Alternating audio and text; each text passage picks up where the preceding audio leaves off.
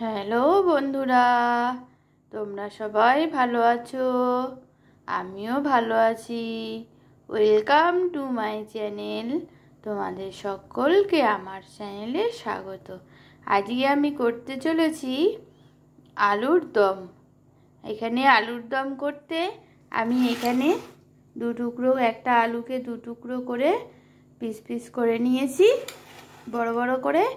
আর এখানে উপকরণ নিয়েছি আদা, নুন, হলুদ, জিরে গুঁড়ো, কাশ্মীরি লঙ্কার গুঁড়ো, 5-6টা লঙ্কা, ফোড়নের জন্য জিরে আর 3টে এলাচ। আর এখানে একটা ক্যাপসিকাম কুচিয়ে নিয়েছি আর একটা টমেটো আমি কুচিয়ে নিয়েছি, আমি ব্লেন্ড করে নেব। আর এখানে একটু চিনি নিয়েছি। ঠিক আছে, এবার আমার কড়াইয়ের তেল গরম হয়ে গেছে। আমি এবার ফোড়ন দিয়ে আমি আলুগুলো ছাড়ব।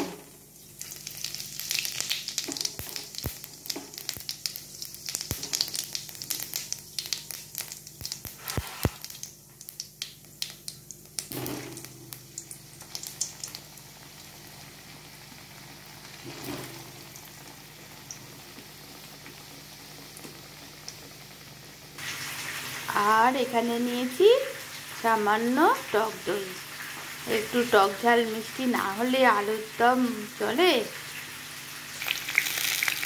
আলুগুলো একটু ভাজা ভাজা হয়ে এসছে। এবার আমি আস্তে আস্তে ক্যাপসিকামগুলো দিয়ে দেবো।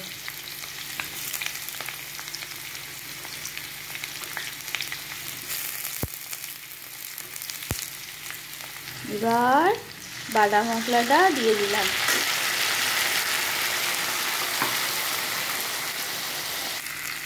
আমার বাটা মশলাটা প্রায় ফ্রাই হয়ে এসছে, কষানো হয়ে গেছে।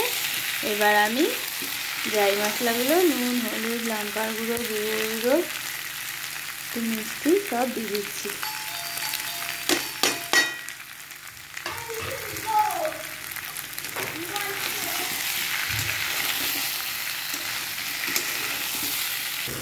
এবার টক দইটা দিয়ে আর একটু সাঁতলে নেব।